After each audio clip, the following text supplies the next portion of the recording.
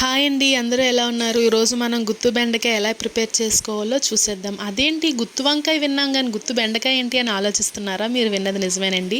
దానికోసం చిన్న చిన్న బెండకాయలు తీసుకోండి. నేను వీడియోలో చూపిస్తున్నాను కదా, ఆ సైజు లేత బెండకాయలు తీసుకోండి. ఫ్రంట్ బ్యాక్ కట్ చేసి గుత్తి వంకాయని ఎలా అయితే కట్ చేసుకుంటామో అలానే కట్ చేసుకోండి.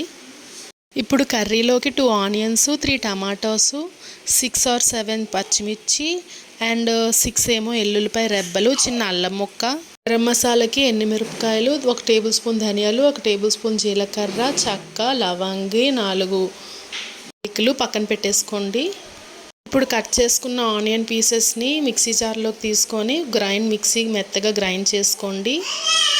అలానే టమాటీ ముక్కల్ని కూడా మిక్సీ చేసేసుకోండి. ఇప్పుడు కళాయిలోని మనం ముందుగా ఉంచుకున్న గరం మసాలా సామాన్లన్నీ లైట్గా ఫ్రై చేసుకోండి. ఫ్రై చేసుకున్న తర్వాత అవి కూడా మిక్సీ జార్లో వేసేసుకొని ఈ వెల్లుల్లిపాయ అల్లం కూడా అందులో వేసేసుకోండి. మెత్తగా మిక్సీ స్మూత్గా గ్రైండ్ చేసేసుకోండి. అది మెత్తగా గ్రైండ్ అయిపోయిన తర్వాత ఇప్పుడు మళ్ళీ కళాయి పెట్టుకొని అందులో ఆయిల్ పోసుకోండి.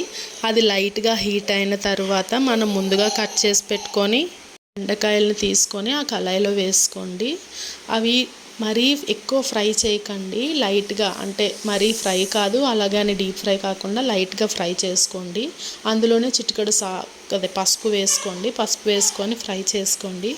అవి ఫ్రై అయిన తర్వాత ఒక సైడ్కి తీసేసుకోండి. అప్పుడు మళ్ళీ కళాయిలో కొంచెం ఆయిల్ వేసుకొని మనం ముందుగా మిక్సీ పెట్టుకున్న ఆనియన్స్ ముద్ద ఉంది కదండి, అది అందులో వేసుకొని బాగా ఫ్రై చేసుకోండి. అది ఫ్రై అయిన తర్వాత అందులోనే టమాటీ గ్రేవీని కూడా వేసుకోండి. ఆవిరికి దగ్గరికి మగ్గనివ్వండి. అది మగ్గిన తర్వాత మనం మసాలా ముద్ద పెట్టుకున్నాం కదండి మిక్సీ చేసి, అది కూడా వేసేయండి. అది కొంచెం ఫ్రై అయిన తర్వాత అందులోనే పచ్చిమిర్చి వేసుకోండి. అందులో ఆయిల్ పైకి వచ్చేలా చూడండి. అది పైకి వచ్చిందంటే గ్రేవీ దగ్గరికి అయినట్టే. ఇప్పుడు ఆ గ్రేవీలోనే మనం ఒక 1/2 స్పూన్ సాల్ట్, 1 స్పూన్ కారం వేసుకోండి. వేసి 2-3 టైమ్స్ కలిపేసుకున్న తర్వాత ఈలోపు మనం ఒక గిన్నెలోని 2 చింతపండు రెబ్బలు తీసుకొని కొంచెం వాటర్ వేసుకొని చింతపండు రసం తీసి పక్కన పెట్టుకోండి. అది అప్పుడే వేయొద్దు, కొంచెం గ్రేవీ దగ్గరికి అయిన తర్వాత లాస్ట్లో వేసుకోవాలి మనం. ఇప్పుడు మనకి గ్రేవీ దగ్గరికి అయింది కదండి, అందులోనే బెండకాయ ముక్కలు వేసుకొని బాగా కలిపేసుకున్న తర్వాత కొంచెం వాటర్ పోసుకొని ఆవిరికి ఆ గ్రేవీ దగ్గరికి అయ్యేంత దాకా మూత పెట్టుకొని కొంచెం మగ్గనివ్వండి. అది మగ్గిన తర్వాత ఈ చింతపండు రసం వేసుకోండి. ముందుగా చింతపండు వేసుకుంటే బెండకాయ ఉడకదు అని అంటారండి.